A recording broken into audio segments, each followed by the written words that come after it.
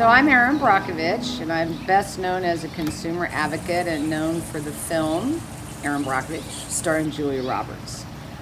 And I'm known as a consumer advocate, an environmental activist. My whole life growing up, I was born and raised in Kansas, was outdoors. Whether I was down at the creek or playing in the wheat fields or the cornfields or chasing fireflies, I loved the outdoors. I still do. I was raised by a father who was an engineer, and he always taught me. He would always say to me, in my lifetime, that we would have water wars, that water would become more valuable than gold or oil. And I'm thinking, what is he talking about? Water's everywhere. And here we are. He's gonna be right. So I am about the water. I care about the water. I defend the water when it's polluted. It hurts me. And now it's becoming, with all the climate change, all the pollution, all the scarcity of water, really understanding and contributing to being a part of a good water consumer. I think everyone always thinks that, the water will always be there. We take things for granted. And we're in a time where that scarcity is here, and that we're going to have to be more thoughtful about our water practices, because we won't have this great outdoors and our beautiful ecosystems and our rivers and our lakes and thriving wildlife if we don't have enough water. So in a nutshell, that's who I am. I'm Erin Brockovich, and yeah, I'm best known for defending the water. Interesting question. What are the key contributions to waste in water? And that's interesting because there's too much waste in water. When we have water, you don't want to waste it, and no water is ever a waste. Water is life. And, going back to my upbringing in Kansas, my dad used to just teach me so much about water. He'd sing me songs like walking down the riverbank, and he'd go, listen to the water rushing down the stream, enjoy it today, because for someday it might not be seen. That would strike terror into me as a little girl. What? We would have no water? One of the biggest wastes of waters is us taking it for granted, that it's always going to be there, that we're always going to turn on the tap. It'll be safe, clean drinking water. When in fact, we waste water by polluting it, by dumping chemicals into it. The solution to pollution is dilution. Isn't working out so well for us, especially with large amounts of waste. So we dump our waste into water. And then when we can't use that water because we've dumped it with waste and we've wasted that water, we're in trouble. We have polluted water. We have aquifers that are so polluted we have to freeze them. We've overconsumed water. And I can say that because I have. I am not perfect, and we've come in and out of droughts. I live in Southern California, and I've overconsumed water. But here we are in a climatic change and conditions happening in nature and on the planet and in this earth. And I've always felt that climate change, people don't understand because, it's like air, you can't see it. But a large portion of climate change is going to be water issues, because as the climate change or the temperatures are warming, ice is melting, oceans are rising. You could lose land mass. We're having bigger hurricanes, more storms, more flooding. When you have more flooding, you have to shut down the municipalities. The water gets polluted. It's not being chlorinated, so we're getting Legionnaire, we're getting bacterias, we're getting diseases. You are having all these farms and cattle being flooded out and dying and all that pollution spilling out. And then you're also going to have scarcity of water or possibly no water. And this is kind of where we are as we watch Lake Powell evaporate and Lake Mead evaporate. And here on the West Coast, we go from a drought 2 to a drought 5 to water restrictions.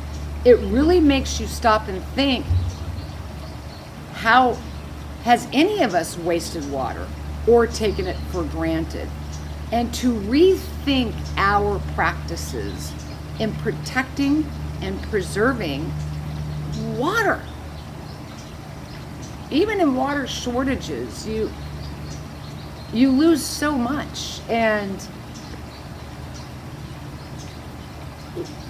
we have to really rethink our practices, our farming, our water usage, how much that we can just waste by leaving the faucet running. And I say this because I've done it. Or leaving a hose on and forgetting. Just little things that we can be more conscientious about on how we can protect and be better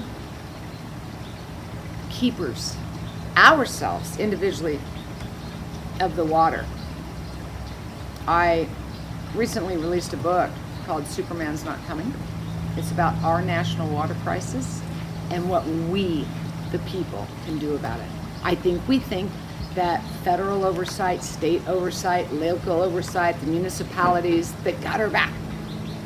That's not what's happening. It is our job, every individual person's job, to understand your water quality, your water consumption, our water issues, our droughts, and how each of us can make a contribution to help saving and preserving water. Question, what makes this drought different than other droughts?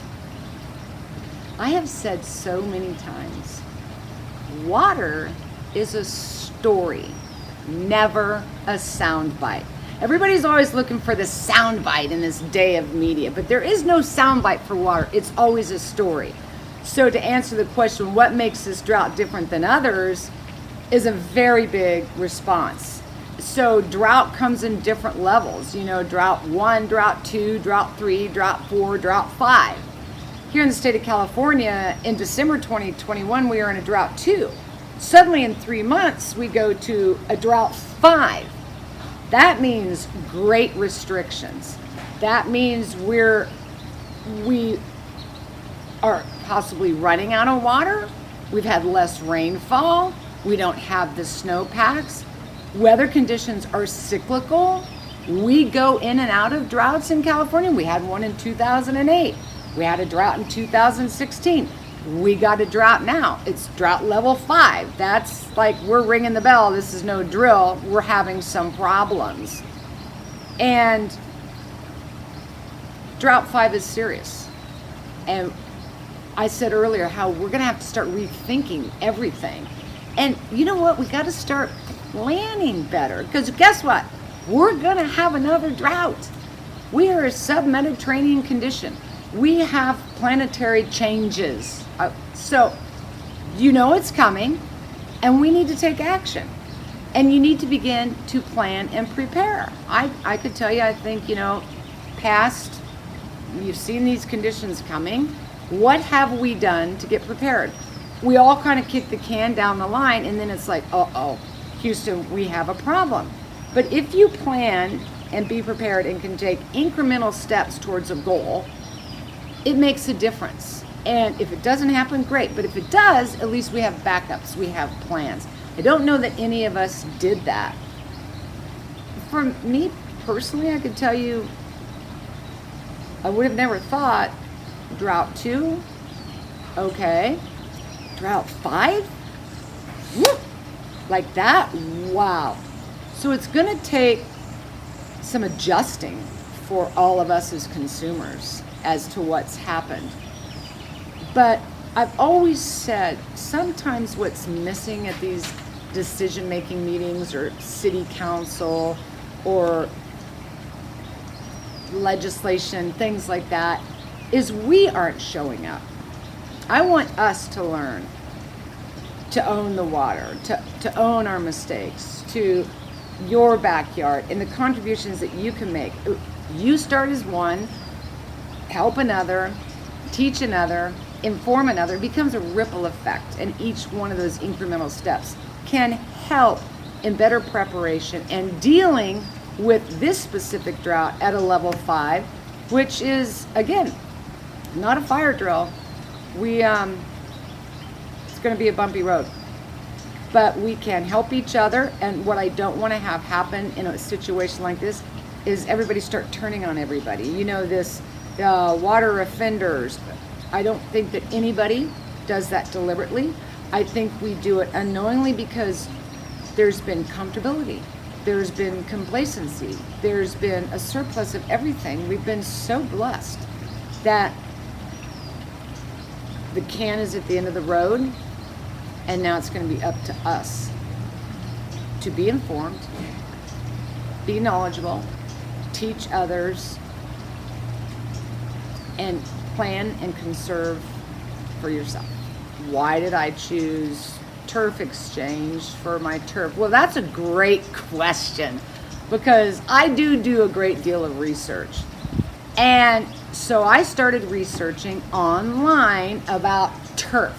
I wanted to know who had like organic turf, or who had pet turf, or who was thinking about turfs that looked more natural. All of these things were going through my mind.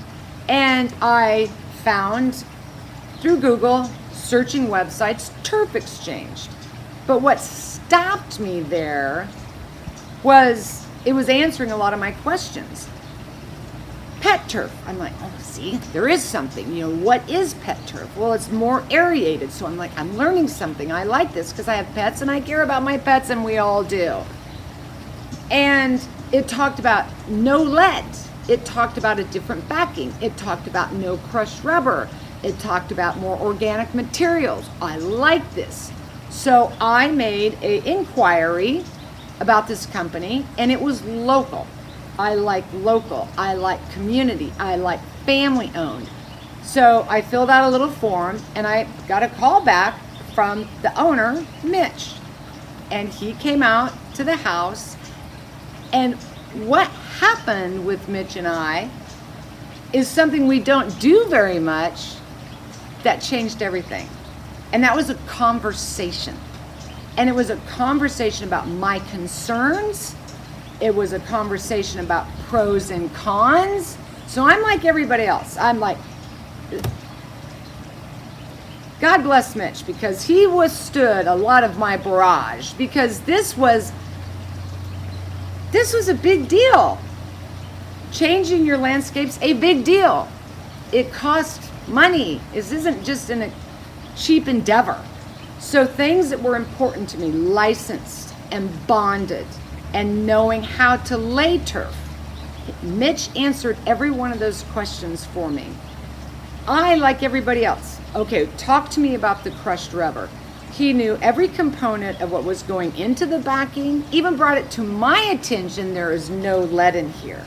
So this is good because he's answering my questions and my concerns about toxicity, answering my concerns about the animals and what makes the pet turf different, and talk to me about, I don't want one of those like green carpet things looking. He's like, oh no, because technology's changed. He came prepared. He had all these different samples. Oh my gosh, that was mind-boggling for me to pick out. Some's longer, some's shorter, some's got brown, some's a lime green, some's sage green. I was like, oh my gosh, I had no idea. And then the conversations about, because I'm like everybody else. Okay, turf gets hot. Well, as Mitch reminded me, and I have a swimming pool and grandkids and kids that I raised here, when it's 95 degrees, hello, the cement's hot. My kids have learned to hopscotch through my whole yard over the years. We talk about when it's 95 degrees and you're down at a beach. We all know what that's like. So the turf can, at 90 degrees and above, get hot. And I've had plenty of time now to experience it. I have a window where it's hot. But generally during that window at 3 o'clock in the afternoon, in the summer, we're either at the beach, inside, at a movie theater, or in the pool. So it hasn't really become that big of an issue. You know, I've had people ask me about, well, it adds to climate change.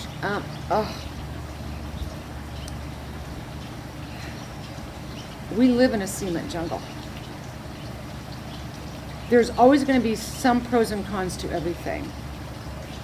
But the 3,000 square feet of turf that I laid, already in a cement jungle, I don't know if it's that ginormous of a contribution when I want to weigh the option here of no longer using a sprinkler system that's not conserving water, that's a huge suck on the water system when every one of us is watering our lawns, that it was a sustainable options. And so Mitch educated me on the growth in the industry. And it was through that conversation of taking the time to answer the questions, to showing me everything, that made me go, I'm picking this turf exchange. And we've all seen past turf companies, again, being bonded and licensed, that don't know how to lay turf, that could do it wrong. And then you're out a lot of money, and they're gone with your money, and you've just got a problem in your backyard. So I appreciated his openness, his honesty, and withstanding a barrage of questions. And it's for those reasons that I chose Turf Exchange. Family-oriented, local, the community. I've watched his crews install it. I've watched the community come out and the interaction, because we're all trying to do the best thing and the right thing. And nothing that we do will ever be the perfect answer, but we've already created the problem. We live in a cement jungle world. We've polluted the oceans, and here we are. So I've saved all the landscape. I'm going to keep that, but where could I make a move? The grass, great water consumption. And I gotta tell you, I've been pleasantly surprised. I thought I was gonna cry when I saw him taking the grass out. I could almost hear it screaming. But it was a good decision to make. And I feel that I made a right choice in being accountable for my own water consumption, what could help save it. And I gotta tell you, I was worried about the dogs. I've never seen my dogs poop in a lawn so often. They love it out there. In the mornings it's nice and cool. In the mid to late afternoon it turns nice and cool. But for me it's like I can see it, it's right there, I pick it up, but they've christened it. So I'm saying from a pet perspective, that's a thumbs up. It was a big deal. But Turf Exchange, I've said all the reasons and I'll say them again. Being bonded, being licensed, being available, having the conversation, the information, the education made me feel confident in the decision I made. So I'm happy to be here today, and I want to be here today just to share what I know and the great experience I had in what I thought would be something I would never do, and that is a Turf Exchange. They do amazing work, thorough work, professional work. Everything about them is top rated. And while it's a personal decision, don't be afraid to call Mitch at Turf Exchange and invite him on out for a conversation. The installers, the crew, were fabulous. There was 16 of them. And I've had construction done at my house before. You know, one thing about construction crews is they can leave a mess. Oh my gosh! This crew, efficient. They come in. They knew what they were doing. They knew how to cut the grass. They knew how to roll up the sod. They knew how to bring down the soil. Everything, talk about prepared. Everything was prepared out front, from the aggregate to the turf to the supervision to the crew. They were in sync. It was flawless. And talk about no mess. I mean, the sweeping, picking up the debris, everything. I walked out to the yard and I was like, holy shit. I don't know any other way to say it. They are fabulous. They work hard and they feel good about what they're doing. And they're professional, they're efficient, they follow through, they're clean, they clean up, they know what they're doing. I really couldn't say enough good things about this crew. A really bravo to them. They work really hard and to make it a difference, and they feel they're doing something great, and they are. So congratulations, and it's an amazing team. I can't say enough good things about them, and I don't have to sit here and say that.